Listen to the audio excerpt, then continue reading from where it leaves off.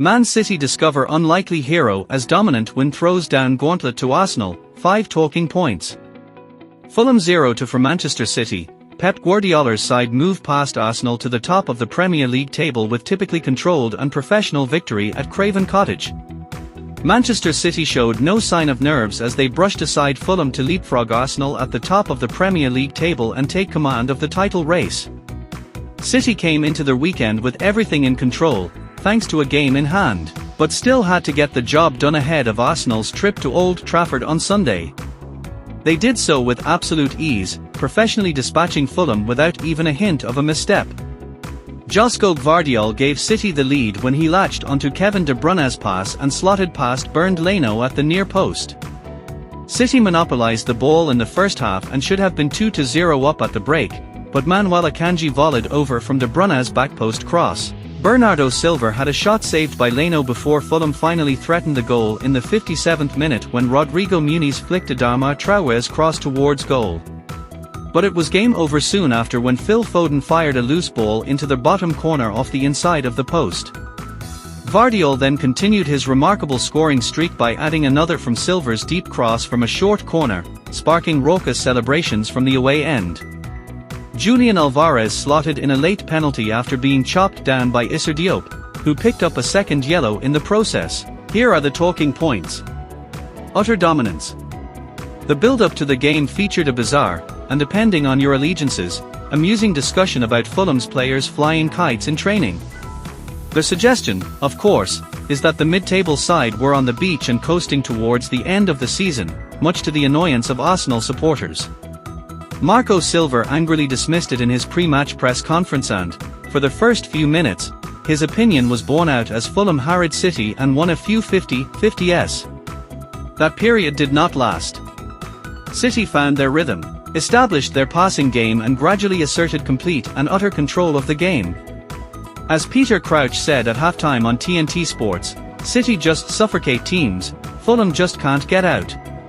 With Rodri and Mateo Kovacic directing traffic, they knocked the ball around effortlessly and monotonously, like a magician sending his mark to sleep through hypnosis. Once Gvardiol's goal hit the back of the net, thousands of Arsenal fans turned off, their hope having disappeared. Fulham didn't even muster an effort on goal in the first half. The pass master. Games like this are custom-made for De Bruyne.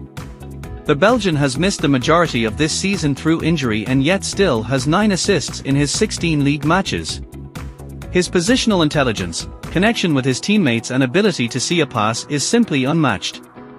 He ended the first half having created for chances, more than every other player on the pitch combined, who managed 3 between them. De Bruyne is now on 111 assists in the Premier League, the same number as Cesc Fabregas, from just 258 appearances. Ryan Giggs, with 162, is the only player in the competition's history with more.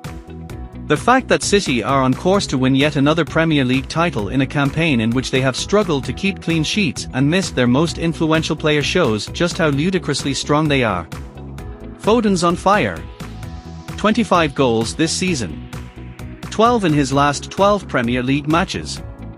Foden is on fire and looks absolutely unstoppable right now. The City playmaker has enjoyed by far the best season of his young career and Pep Guardiola deserves credit for the way he has nurtured him. There were concerns that Foden might not be able to fit into the same team as De Bruyne, with both preferring to play in a free role behind the striker where they are able to wander into whatever space they are given. But they have dovetailed nicely, with the selfless Bernardo Silva operating on the right. Instead, it has been Jack Grealish and Jeremy Doku who have been sacrificed in this system.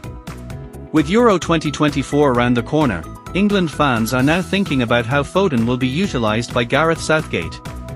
In form like this, it is tempting to play Foden as a number 10, but Jude Bellingham is at his best when bursting into the box from central areas. It's certainly a nice problem to have. Sharing the burden. Josko Gvardiol was not signed as a goalscorer. The Croatia international cost £77.6 million from RB Leipzig last summer and took a fair while to get up to speed at his new club. Plenty of observers were surprised to see him settle at left-back, but it has proven yet another masterstroke from Guardiola. Gvardiol's first City goal came on April 9 in the 3-3 draw with Real Madrid. It appeared to be an anomaly then, but it has actually proven to be the start of a glut from the defender, who now has 5 in his last 7 matches, as well as an assist. His first goal at Craven Cottage showed a player full of confidence, as he took De Bruyne's pass in his stride, beat his defender and wrong-footed Leno with the finish. His second earned lavish praise from TNT Sports commentator Ali McCoist, who marvelled at the control to keep it in play. Over to you, Arsenal. Arsenal need a favour from one of City's opponents if they are to win a first Premier League title in 20 years, and Fulham were not in a generous mood. They were simply overpowered and outclassed and didn't even really lay a glove on their illustrious opponents. Arsenal now have to hope that Tottenham can fare better in North London on Tuesday night. If not, then it will come down to the final day of the season, when City play West Ham at home.